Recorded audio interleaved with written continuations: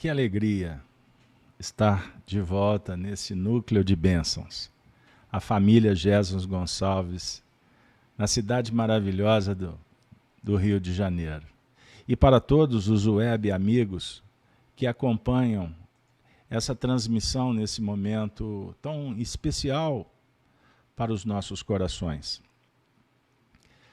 Quando chamados para falar de Jesus, o Evangelho, utilizando a chave que a doutrina espírita nos oferece, o nosso coração sempre se renova, se motiva. Pois, trazendo Allan Kardec, numa frase muito especial, contida no capítulo 18 do Evangelho segundo o Espiritismo, quando comenta a parábola do festim de bodas, que no reino dos céus tudo é alegria e ventura, trabalhar o Evangelho para a gente remete a painéis extraordinários que nós vamos deslindando, nós vamos compreendendo, percebendo ao nível do coração. O reino dos céus está dentro, está em toda parte.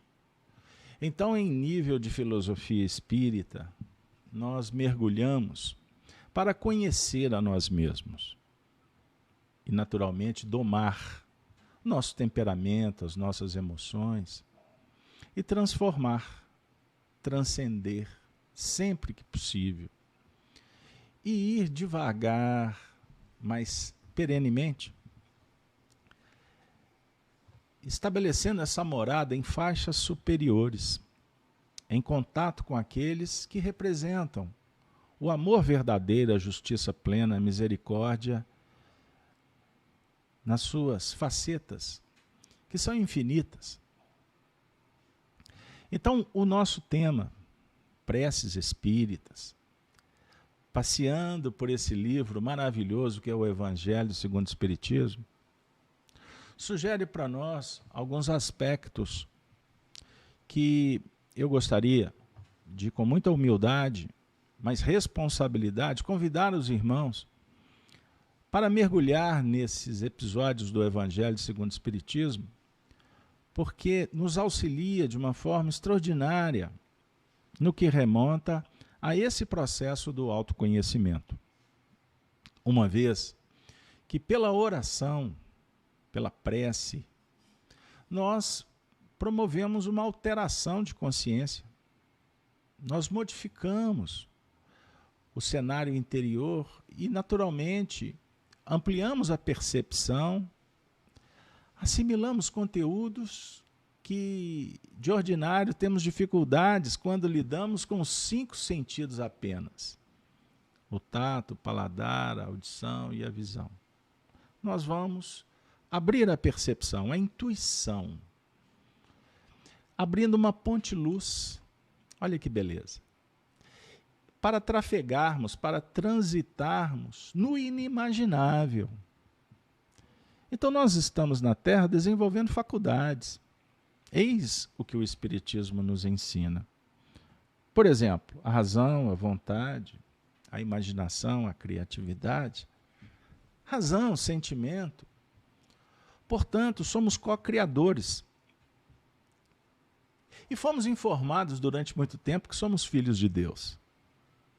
Mas chega um tempo, e a hora é essa, que não nos sintamos satisfeitos apenas pela informação que somos filhos, mas que possamos nos sentirmos filhos, pertencentes à obra divina. Deus na nossa vida. Não mais o Deus da religião que está em algum lugar, no céu, premiando virtudes, bons comportamentos, mas o Deus que está em todo o universo e que, quando nos intercambiamos pelo sentimento, por esse pertencimento na filiação divina, nós vamos como que tirando aquelas camadas que impedem a nossa trajetória, a nossa marcha, as imperfeições. E em Espiritismo aprendemos que imperfeições são aquisições. Sabiam disso? Pois é. Então o egoísmo e o orgulho não fazem parte da essência espiritual. Nós somos criados puros. Esse processo de, vamos dizer assim, de tropeços, erros, por influência, por afinidade, é um subproduto da trajetória. Então o Espiritismo chega para a gente, agora no século XXI, observem, no momento de uma virada de chave, de uma mudança fundamental que tanto ansiamos. Melhorar, qualificar a vida. Conheça a verdade vos liberta, capítulo 8 de João, versículo 32. Mas não se trata apenas de conhecimento intelectual. O diálogo de Jesus é com a experiência, com a vivência, com a entrega, total e restrita. Não para o prazer, não mais nesse cenário que dialoga com os animais. Animal evolui na base do prazer, do medo, da dor, da culpa. Não. Do desejo. Não. O nosso diálogo é mais elaborado. Sofremos porque desconhecemos. A dor faz parte do processo do despertar consciencial. Mas o sofrimento nós podemos modificar, podemos nos livrar. Aprendemos em Espiritismo, repito, que o sofrimento é inerente à nossa imperfeição, que passa pela ignorância. Então observe o Consolador prometido vindo, chegando, de uma forma sutil, respeitosa, amorosa na sua vida, nesse momento de dúvidas, de incerteza, de culpa, de medo, e a voz do pastor, o Cristo, explorada, espalhada, compartilhada por aqueles que o representam, que são os espíritos bondosos, dialogam conosco assim: vinde a mim. Vinde a mim, todos vós que estáis cansados e sobrecarregados, que eu vos aliviarei. Mas tomai sobre vós o meu jugo e aprendei. Aprendei. Aprendei de mim, que sou mestre, não é? O adendo é por minha conta. O texto literal: aprendei de mim, que sou brando, que sou manso, que eu sou humilde de coração, aí encontrareis paz, porque meu jugo é suave, o meu fardo é leve. Portanto, minha amiga, meu amigo, família Jesus Gonçalves, esse espírito que tanto respeitamos, que temos tanto carinho, que se renovou, que se aprimorou a partir da sua conversão ao Espiritismo, esse momento é transcendente para nós. Talvez há milênios os espíritos aguardavam que nós nos reencontrássemos aqui para fazer uma oração. Em meio às dificuldades do caminho, crises, pandemia e etc., que sempre participaram do cenário evolutivo dos povos. Portanto, o que nós estamos vivendo agora é de acordo com as nossas necessidades da nossa geração, porque outras superaram outros problemas. E o Senhor da vida nos conclama para esse processo de sublimação. Reencarnamos para evoluir. Você não reencarnou para pagar a conta. Nós temos os processos, provas, expiações, mas que na verdade é o despertamento. Porque quando você escolhe, você semeia, você é livre nesse processo. Liberdade. O Espiritismo, conforme Kardec coloca para nós no livro A Gênese, no item 20 da primeira edição, que o Espiritismo é o campeão da consciência desperta, ou da livre consciência, melhor dizendo. É campeão. Então você é livre. Mas depois que pensamos, que sentimos, que agimos, não somos mais livres. Nós somos responsáveis. De uma forma contundente, somos escravos do que foi feito. Ou seja, ação, reação, ressignificação, reparação. É da lei. Então, por que não melhorar o conteúdo que estamos elaborando e projetando para o mundo? O capítulo Prece, coletânea de preces espíritas, que é o 28º dessa obra maravilhosa, nós temos dezenas de dicas de como orar na visão espírita. Porque a oração é esse pensamento que se torna ação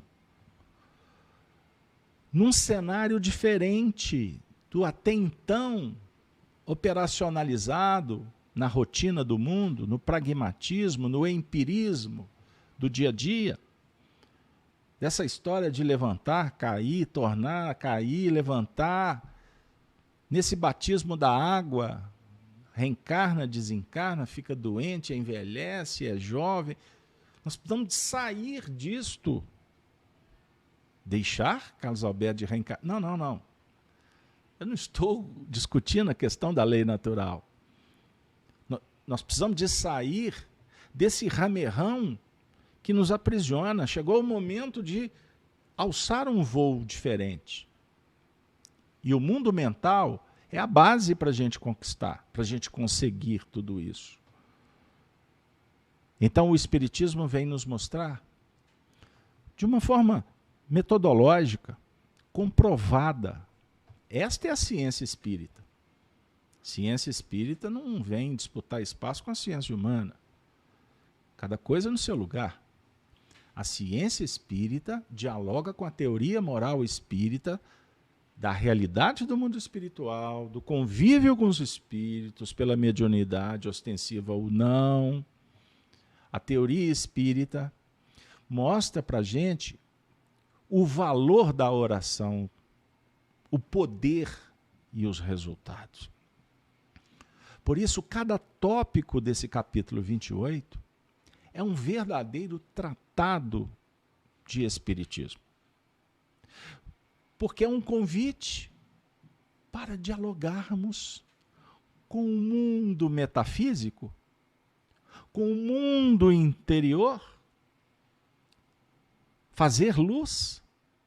Pensem nisso.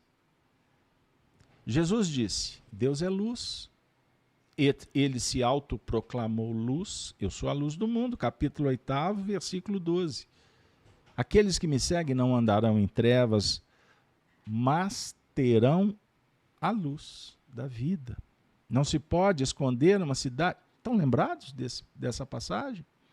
Então Deus é luz, Jesus é luz, e para a sua alegria, tu és luz também.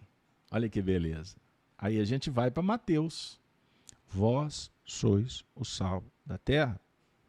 Vós sois a luz do mundo. Brilhai, portanto, a vossa luz.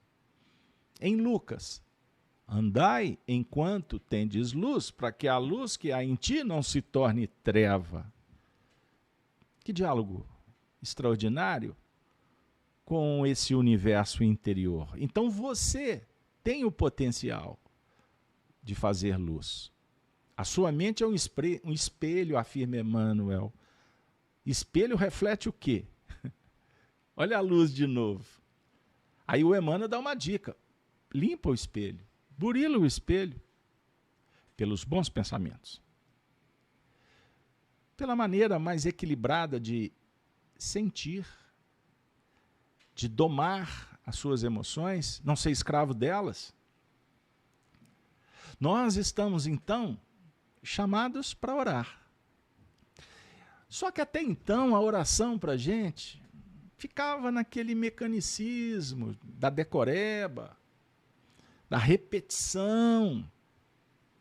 Eu me recordo do nosso querido Arnaldo Rocha, companheiro do Movimento Espírita de Belo Horizonte, amigo de Chico, organizador dos livros Instruções Psicofônicas, Vozes do Grande Além. Arnaldo, o marido da Meimei, Arnaldo falava assim para a gente: espírita não reza, porque reza é repetição, é rezar. Muitas vezes só com o intelecto. Não. Vamos dialogar com Kardec, quando na coletânea de preces espíritas ele interpreta Jesus. E como Jesus deu a dica? Ele nos ofereceu o Pai Nosso. Ok. Mas tem um ensinamento que Allan Kardec recolheu e trouxe para que a gente pudesse refletir. E eu separei aqui, na verdade, ele é a introdução do capítulo anterior. Introdução não, primeiro item, me perdoe. Qualidade da prece. A passagem diz assim, rapidamente: quando orardes, palavras de Jesus, quando orardes, não vos assemelheis aos hipócritas que afetadamente. O que significa afetadamente? Pense aí, hein? Oram de pé nas sinagogas e nos cantos das ruas para serem vistos pelos homens. Digo-vos, em verdade, que eles já receberam sua recompensa. Quando quiserdes orar, entrai para o vosso quarto e, fechada a porta, orai a vosso Pai em secreto, e o vosso Pai, que vê o que se passa em secreto, vos dará a recompensa. Não cuideis de pedir muito nas vossas preces, como fazem os pagãos, os quais imaginam que pela multiplicidade das palavras é que serão atendidos. Não vos torneis semelhantes a eles, porque vosso Pai sabe o que é que tendes necessidade, antes que lhe peçais. Esse texto, ele na verdade é a base. Ele é a base desta introdução do próximo capítulo, o 28º, que a coordenação confiou o nosso comentário, que na verdade é replicar o que Kardec ensina. A forma nada vale. O que é importante na prece? O pensamento. Pensamento é tudo. Emmanuel tem um livro, Pensamento e Vida. Nós podemos ajustar. Pensamento é vida. Pensamento é tudo. Pensamento, na verdade, é o subproduto da nossa atividade espiritual no campo mental. Então, o pensamento vai gerar as ideias. Olha que beleza. E a ideia recebe um ingrediente ou um revestimento chamado sentimento. Daí tudo acontece. É a causa primária de todas as coisas. A definir que você é responsável por esse pensamento e você gera o seu universo. Você é responsável pelo seu destino. Naturalmente conjugado com a força superior em Deus que favorece o nosso desenvolvimento. Então não podemos pensar que estamos descolados de um contexto maior. Mas essa reflexão sugere responsabilidade. Espiritismo dialoga com a lei de liberdade. E a liberdade, entendam isso é importantíssimo, é a base da teoria moral espírita. A liberdade não é alguém dizer você é livre. Liberdade é o despertar da consciência. Liberdade, pessoal, é aquisição. Nós somos livres até onde a gente dá conta. Porque a nossa mente é um campo da consciência desperta. Então nós podemos chegar até um determinado limite. Não adianta querer saltar desse limite porque nós não temos fôlego. Não basta você ter informação. É necessário você ter a formação que é construída pela experiência. Compreenderam? Isso nos auxilia a refletir por que os espíritos puros possuem a liberdade plena. Não é que Deus dá a liberdade para eles. Porque eles conquistam, pois entendem que liberdade é apoiada na responsabilidade, vinculada a um ato de um dever moral.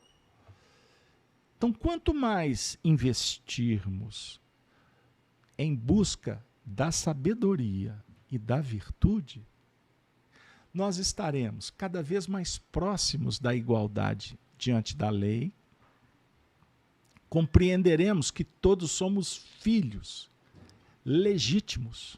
Nós não fomos adotados. Nós somos filhos legítimos. E, naturalmente, passamos da condição de receber para agir em nome do Pai que está nos céus. E como é que você age em nome do Pai?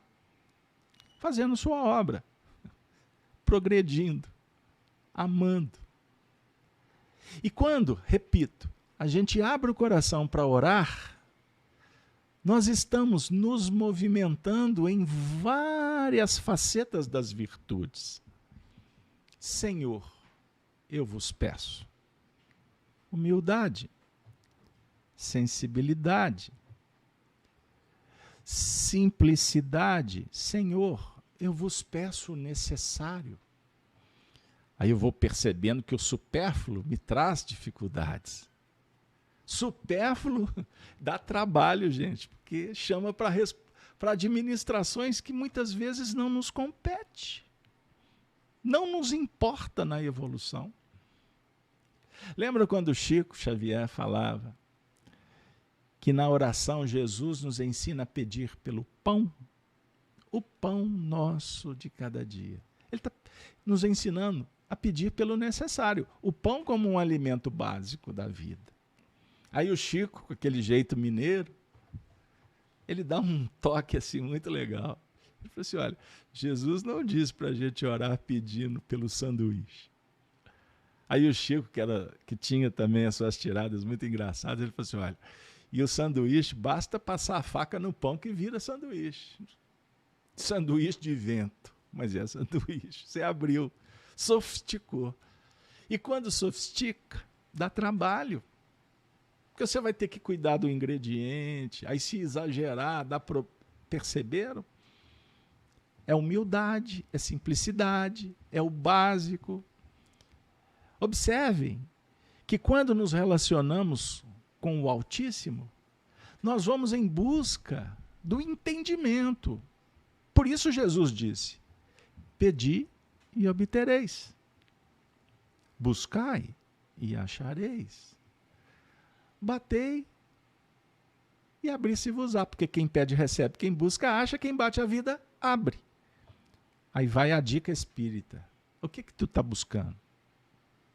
O que tu está procurando? Perceberam? Aí a gente vai lá no André Luiz quando diz assim, numa prece, Senhor, eu agradeço, pois reconheço que não sei pedir. É uma das expressões mais genuínas de uma oração sincera. Portanto, a oração fala com a sinceridade. A oração é um diálogo com a honestidade. A oração é um papo muito certeiro com a justiça. Você vai pedir uma coisa que não vai fazer bem? Senhor, abençoe. A oração nos aproxima. A oração é solidária. Senhor, abençoe, ele está sofrendo. Senhor, mitigue a sede. Senhor, conforta-me. Não é sensibilidade? Não é uma interação harmoniosa com a lei? Porque quando sofremos, quando estamos desesperados, quando estamos, portanto, doentes da alma, significa que nós estamos desarmonizados.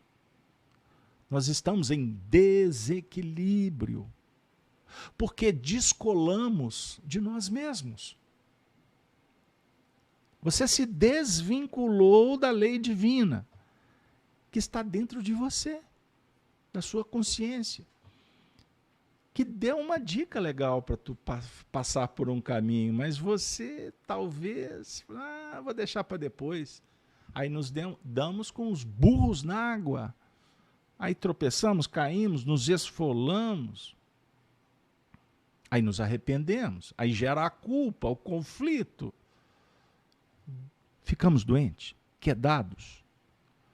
Passamos do limite, brincamos com a vida. De repente a ilusão campeou e talvez peregrinamos por uma encarnação inteira, achando que era o Bambambam, o Todo-Poderoso. Aí lá na frente, o que acontece? Envelhecemos, perdemos as forças, ficamos doentes, abandonados, desencarnamos. Na Casa Espírita Jesus Gonçalves, eu tive a honra de conhecer, inclusive, as atividades mediúnicas. E me encantei com a seriedade do estudo como base das tarefas e o carinho, o devotamento, a sensibilidade dos médiuns para tratar os irmãos sofredores do além-túmulo. Porque são almas necessitadas da oração, da devoção, da mentalização de coisas boas, o socorro mesmo. Porque a maioria dos homens na atualidade desencarnam despreparados para a realidade espiritual. Aí quando você adentra os portais de uma casa espírita, séria, doutrinária, com dirigentes seguros, maduros, dedicados. Qual é a expectativa? Que seja um ambiente que favoreça a cura, o reencontro, o reequilíbrio, a orientação, o encaminhamento, o consolo, as bênçãos, para que a gente saia do núcleo melhor do que entramos. Então, se você, eu, que estamos assim expectantes das nossas atividades presenciais voltarem, sentimos tão bem na casa espírita, imaginem os espíritos. Então nós estamos, observem, numa conjugação de esforços entre encarnados e desencarnados, numa faixa evolutiva sendo chamados para modificações profundas, que depende da sua vontade, depende do seu esforço, mas é imprescindível que tenhamos conhecimento, porque se não conhecemos, o que fazemos é lei, afirma Paulo. Aí lá na frente eu falo assim, meu Deus, eu não sabia. A doutrina espírita propõe que a gente saiba, que a gente conheça.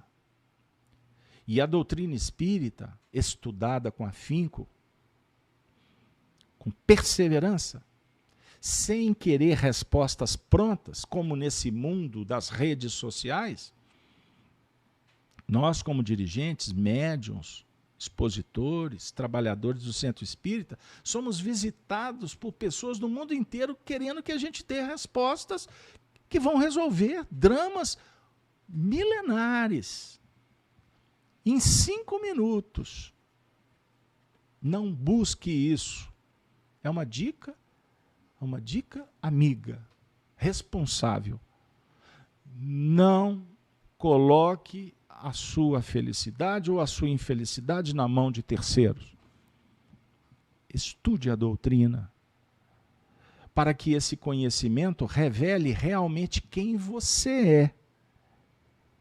Porque quando descobrimos quem somos, nós estamos dando um passo seguro em busca da qualidade da vida. Porque, por certo, vamos mudar a maneira de pensar, de agir. E a nossa oração estará cada vez mais alcançando as esferas superiores. É o que o Emmanuel oferece para nós como reflexão na conhecida oração do justo. Eu vou trazer para vocês. Está no livro Fonte Viva. Olha que beleza. O Emmanuel diz assim: a oração feita por um justo pode muito em seus efeitos. Essa frase é de Tiago. Agora é o Emmanuel. Aprende a agir com justiça e bondade, e teus rogos subirão sem entraves. Amparados pelos veículos da simpatia e da gratidão, porque o justo em verdade, onde estiver, é sempre um cooperador de Deus.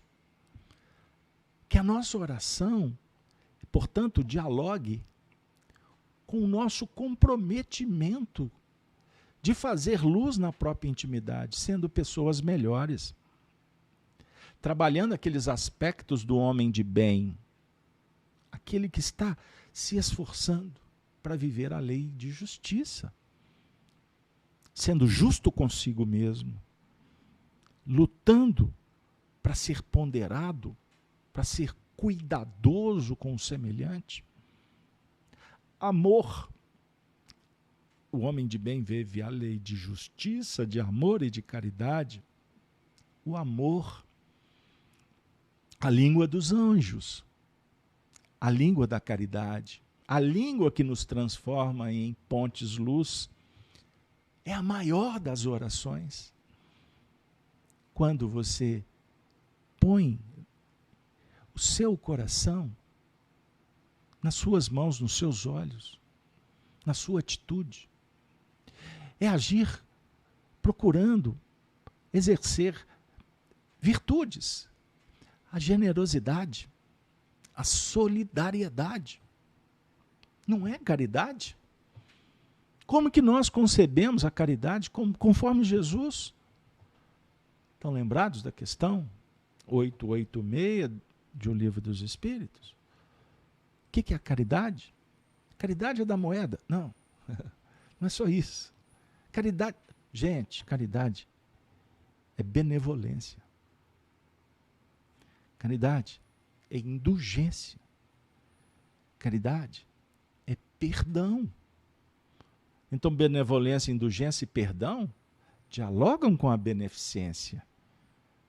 Pois oferecer, dividir com aqueles que estão em situações mais difíceis é um ato, é um dever moral dos mais extraordinários. Mas não adianta eu operar na beneficência se eu não estou compromissado com a minha transformação. Afirma os entendidos que no processo evolutivo não importa qual virtude ou habilidade, pois todas terão de ser desenvolvidas. Todas. Devemos trabalhar a utilidade, o bem para todos. Eis a divina oração. Senhor, Senhor, abençoe, abençoe sempre. Lembram quando Jesus orava? No capítulo 17 de João, ele ora pelos discípulos, ele ora ao Pai, ele ora pela humanidade, dizendo: Pai, abençoa-os. Pai, santifica-os na verdade, a verdade liberta. Pai, eu não vos peço que os tire do mundo, Pai. Pai, eu peço que os livre do mal. O mal que está dentro. Que eles, que todos nós, possamos nos despertar para uma nova realidade, minha amiga, meu amigo. A realidade que foi prenunciada por Jesus. A realidade que os Espíritos tentam nos mostrar. Olhe mais à frente. A era nova está à nossa porta. O mundo da regeneração já se estabelece em alguns corações que já vibram nestas faixas, enquanto a maioria não consegue nem entender direito o que significa regeneração. Mudanças, o futuro. Não conseguem entender que a doutrina de Jesus é toda pautada na vida futura. Não foi o que Allan Kardec nos revelou no capítulo 2 do Evangelho segundo o Espiritismo? O meu reino não é desse mundo. Ele está dizendo que a proposta, ela, por enquanto, ela está no mundo das ideias, como Platão afirmava. Mas ela precisa de descer. É a descida dos ideais para o plano operacional. E começa lá na sua casa. É você com seu marido, com a sua esposa. É você com seus filhos, com seus pais. No seu trabalho, com seu patrão, com o empregado, na via pública. O reino dos céus é conquista de cada momento. Por isso, minha amiga, meu amigo, chegou um momento de orarmos juntos por esse mundo melhor. Rogar ao Senhor que nos inspire, que nos abençoe. Pedir aos bons espíritos que nos fortaleçam para que tenhamos bom ânimo, coragem de mudar. A mensagem do cristianismo é puro estoicismo. Estoicismo é a filosofia colada no dia a dia. Por isso é que os cristãos chegaram a ser martirizados. Eles foram mortos. Eles deram a vida, não abriram mão, não abjuraram. Quando os romanos, os judeus, exigiam que eles abandonassem o Cristo. Não. Eles esperavam o Cristo. Além do sepulcro, o Cristo estaria ali, aguardando-os. Imagine aquele mundo sofrido, injusto, totalitário da antiguidade. Por que essas almas foram até o fim? A fé deles é diferente da nossa? Por quê? Será que nós estamos privilegiando mais o materialismo? As ideologias estranhas desse mundo? Separativistas? Cheio de istas, de ismos? Trancafiando, criando muros, trazendo medo, pânico. Isso é treva. E foi prenunciada, está esculpida no sermão profético de Mateus, por exemplo, no capítulo 24, 25, 26.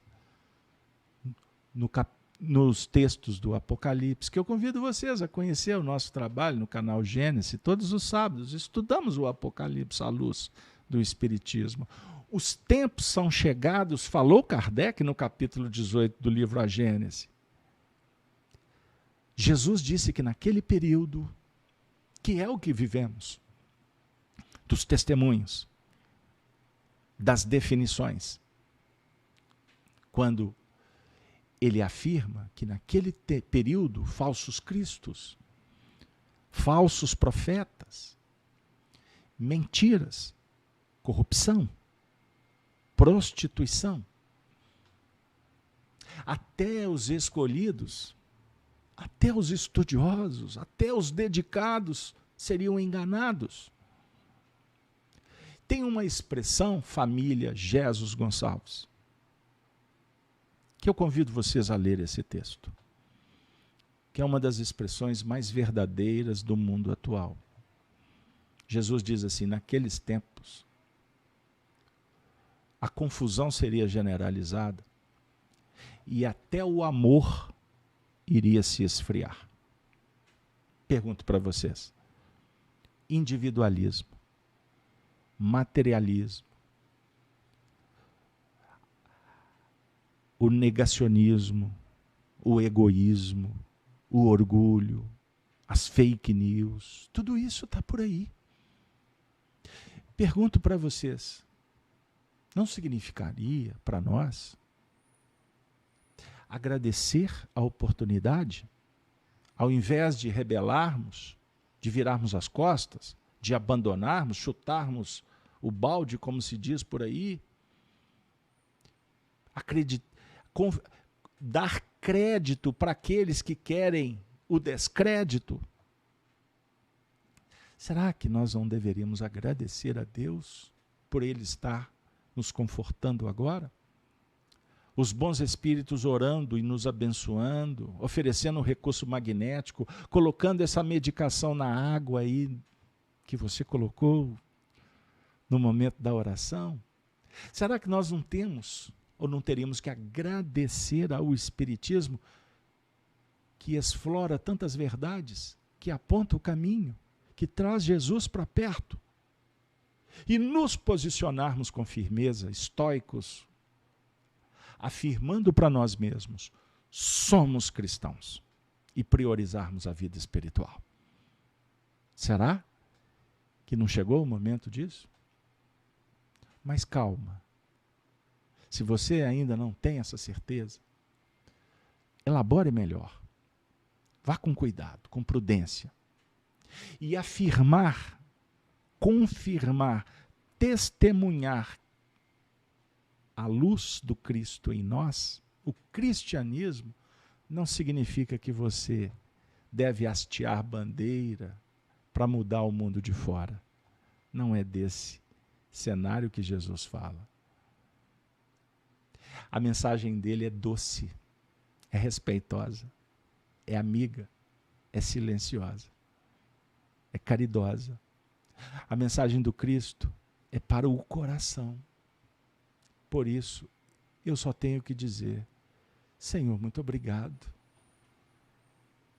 pela oportunidade de olhar com outros olhos a vida, confiar no teu apoio, ter esperança, fé e marchar confiante na direção da vitória.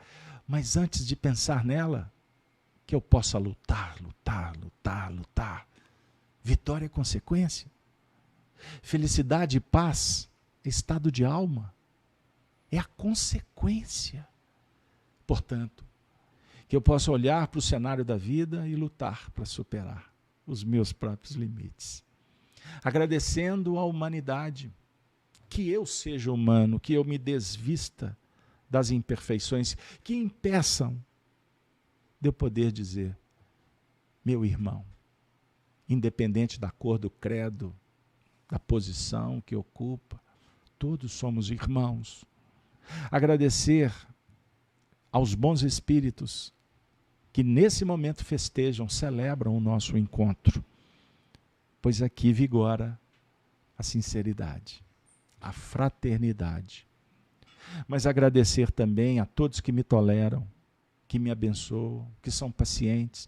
Por isso eu agradeço a minha família, agradeço a todos e peço perdão para mim mesmo pelo pré-julgamento, pelas imperfeições, pela condenação. Peço perdão, Senhor, ajuda-me a ser um cristão, pés descalços como percorreu a vida Francisco de Assis, olhando para frente, para o alto, como ensina Emmanuel, nesse momento de definições. Muito obrigado pela oração, pela renovação. Obrigado, Senhor. Obrigado pelo dom da vida. Obrigado, nesta noite, em especial, a família de Jesus Gonçalves, que do mundo espiritual nos ofereceu a condição de estarmos juntos. Que este cenário, este encontro, possa perpetuar na nossa trajetória.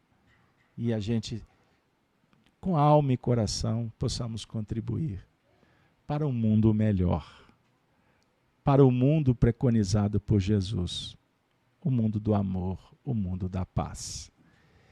E agora chegou o momento de me despedir, mandando um abraço, um beijo das montanhas das Minas Gerais, agradecidos pela paciência de vocês.